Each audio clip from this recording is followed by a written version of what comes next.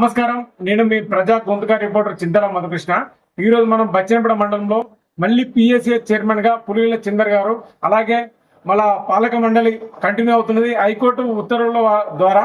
అయితే మరి పిఎస్సిఎస్ లో ఇప్పుడు కొన్ని మన ఒడ్ల కొనుగోలు కేంద్రాల కాడవారికి రైతులకు ఇబ్బందులు గురవుతున్నారు. మరి వాటి సమస్యలపై వారు ఎలాంటి మార్గం చూపుతారనే విషయాన్ని వారిని అడిగి తెలుసుకుందాం. హైకోర్టు ఉత్తర్వుల ప్రకారం ఈరోజు బచ్చనపేట పిఎస్సిఎస్ పాలక మండలి మళ్ళీ పునరుద్ధరణ చేయడం జరిగింది. ఇందులో భాగంగా ఈరోజు మేము చార్జ్ తీసుకోవడం జరిగింది పాలకవర్గం మొత్తము. మరియు ఈ రోజు నుంచి మేము పాలకవర్గాన్ని పునరుద్ధరిస్తున్నాము.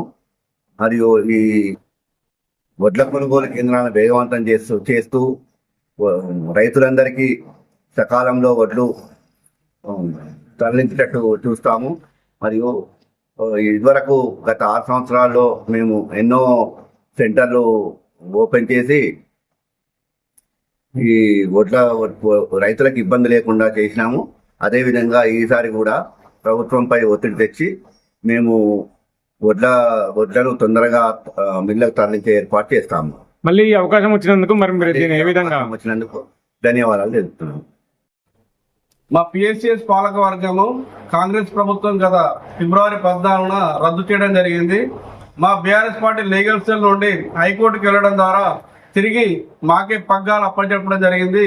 హైకోర్టు తీర్పు ద్వారా ఈరోజు పిఎస్సిఎస్ పాలక వర్గాలు ఛార్జ్ తీసుకోవడం జరిగింది.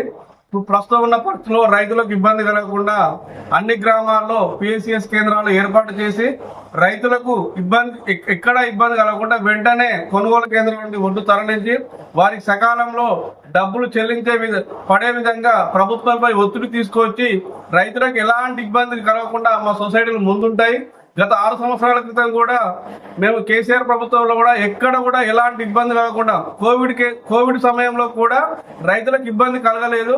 ఇప్పుడు తిరిగి మేము డైరెక్టర్లు అందరం ఎక్కడ ఎవరికి ఇబ్బంది కలగకుండా కొనుగోలు కేంద్రాల్లో ఒడ్డు తరలించే విధంగా ప్రభుత్వంపై ఒత్తిడి తీసుకువచ్చి రైతులకు ఎలాంటి ఇబ్బంది కలగకుండా చూసుకుంటామని ఈ పిఎస్ నుంచి రైతులకు విన్నవించుకుంటున్నాం.